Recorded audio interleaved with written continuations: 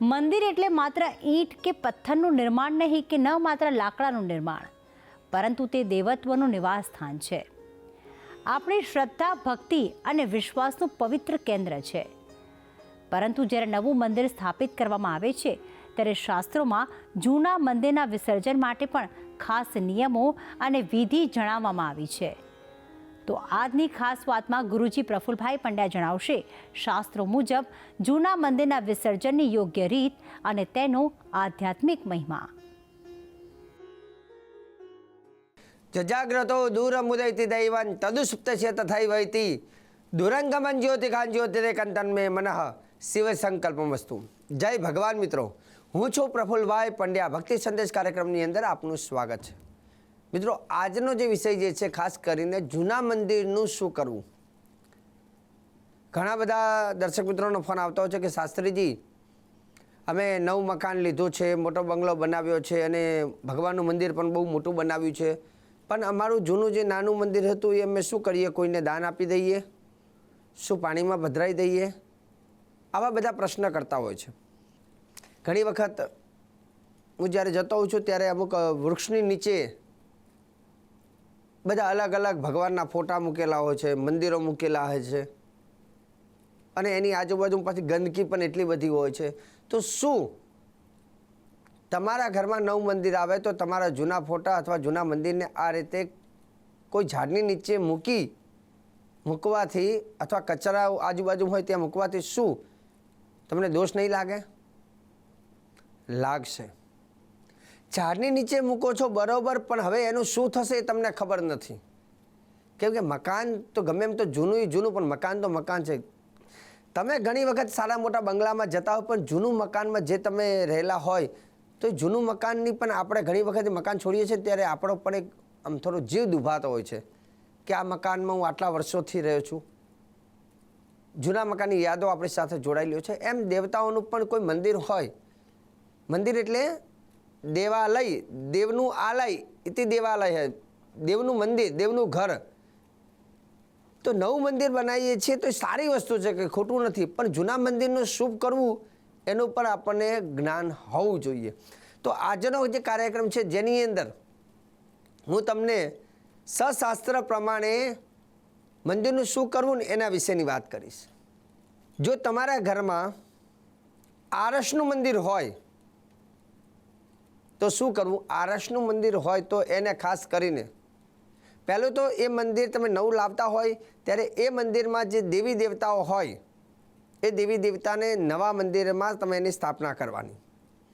પછી એ મંદિર જે છે એની અંદર તમારે 2 દાણા ચોખા પધરાવી અને એક શ્લોક બોલવાનો. જો કે આ શ્લોક તમે લાકડાનું મંદિર હોય અથવા માર્બલનું હોય તો બંનેમાં તમારે આ શ્લોક બોલવાનો. કેમ કે આ શ્લોક બોલવાથી એ મંદિરમાં પણ કોઈ દેવી દેવતાઓનો બીજો વાસ રહી ગયો હોય તો એ શ્લોક બોલીને ચોખા બધાવવાથી એમાંથી એ દેવતાઓ એ વાસ હોય તો એ નીકળી જાય છે.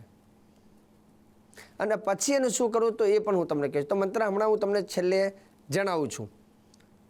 પણ માર્બલ હોય તો એને તમે કોઈ જલની અંદર વહેતા પાણી હોય એની અંદર તમે પધરાવી શકો છો, સમુદ્રમાં પધરાવી શકો છો. કેમ કે પાણીમાં વિસર્જન કરવું એ શાસ્ત્ર પ્રમાણિત છે. આમ તો ભગવાનની જે આપણે ગણપતિ દાદાની મૂર્તિ હોય, આપણે સ્થાપના કરી હોય, દશામાની મૂર્તિ હોય અથવા કોઈ પણ ભગવાનની મૂર્તિ હોય તો એને જલમાં તમે વિસર્જન કરી શકો છો. આમ તો 3 વસ્તુ છે. એક ભૂમિમાં એને મૂકી શકાય, અગ્નિમાં મૂકી શકાય અને જલમાં મૂકી શકાય. હવે જલની અંદર મૂકવાની વાત જે છે એમાં હું માર્બલનું હોય તમારી પાસે મંદિર તો એને તમે જલમાં મૂકો છો તો પથ્થર જે છે ને એ હંમેશા પાણીમાં ડૂબી જાય. પણ લાકડાનું મંદિર તમે પાણીમાં વિસર્જન કરો છો તો એનું તમને કહી દઉં. ઘણી વખત ફોટા હોય કે આપણે ફોટા પણ અંદર પાણીમાં વહેતા કરી દઈએ, પણ એ ફોટા તરતા ઘણી વખત કિનારા ઉપર પહોંચે, પાછી ગંદકીમાં હજારો ત્યાં ગંદકીમાં એ ભગવાનના ફોટા કે મૂર્તિ ત્યાં રહ્યા કરે. તો એને લાકડાનું હોય તો એને શું કરવું એ તમને કહું. કાં તો પછી એની જોડે તમે કોઈ પથ્થર બાંધી અને એને મૂકો જેને કારણથી ડૂબી જાય, અથવા જો કાસ્ટનું હોય તો એને તમે અગ્નિદાહ મતલબ અગ્નિમાં, કેમ કે અગ્નિદેવ પવિત્ર છે. અગ્નિ, જલ અને પૃથ્વી ત્રણેય સ્થાન પવિત્ર છે. જો લાકડાનું હોય તો તમારે અગ્નિની અંદર, કેમ કે કાષ્ટ જે છે અગ્નિની અંદર એકદમ દહન થઈ જાય છે. અને હવે ટૂંક સમયમાં હોળી માતાનો પ્રાગટ્ય થવાનો છે, મતલબ હોળી આવવાની છે. તો હોળી આવતી હોય ને ઘણા સમયથી આપણા ઘરમાં એ મંદિર પડ્યું હોય તો પહેલાં તો એનું વિસર્જન વિધિ હું તમને બતાવીશ, એ કરી લેવાની. અને ત્યાર પછી લાકડાનું હોય તો એને તમે આખું મંદિરને ખોલી નાખો.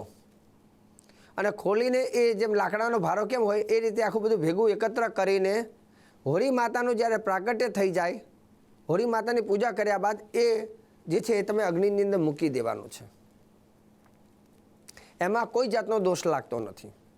તો હોલિકા દહન આપણે જે કરીએ છીએ કોઈ ભડકો નથી, પણ હોળી માતાનું પ્રાગટ્ય, હોળી માતાની પૂજા થાય છે. અને એવું કહેવાય છે કે હોળીની અંદર સ્વયં બ્રહ્મા વિષ્ણુ મહેશ પણ હોલિકાને આશીર્વાદ આપ્યા હતા. હોળી માતાને ખાસ કરીને પૂજનીય ગણવામાં આવે છે, કેમ કે દેવી હતા, મૂળ શ્રાપિત થયા એટલે એ અસુરકુળમાં જન્મ થયો. તો હોળી માતાની પૂજા કરવાથી પણ ફાયદા બહુ જ વિશેષ શાસ્ત્રમાં બતાવેલા છે. હોળીની રાત્રિની સાધના, એ સાધના વિશેષ પરિણામ આપે છે.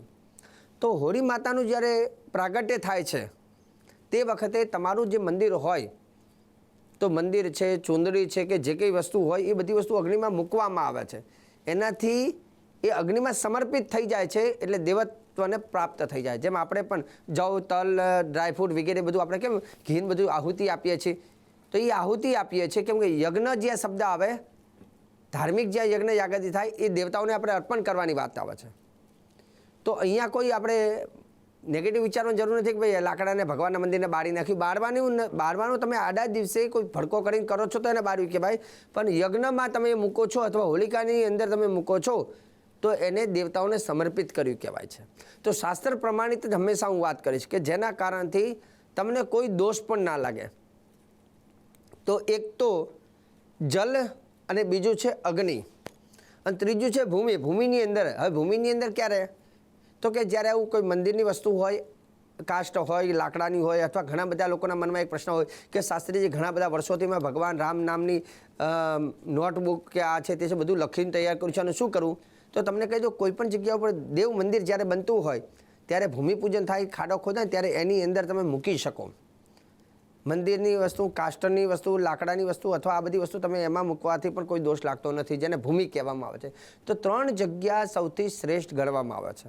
હવે રહી વાત, તમારા ઘરમાં ફોટા હોય કે ચૂંદડી હોય કે આ મંદિર હોય, એનું વિસર્જન જ્યારે કરવું હોય, જે વસ્તુ નવ મંદિર બનાવ્યું છે એમાં તમે જે ફોટાને અથવા મૂર્તિને લેવાની લઈ લીધી, હવે બીજું બધી વસ્તુને તમારે પધરાવી દેવું છે, તો એ વખતે થોડો તમારે 2 દાણા ચોખા લેવાના અને હું જે શ્લોક કહું છું તે શ્લોક તમે લખી લેજો.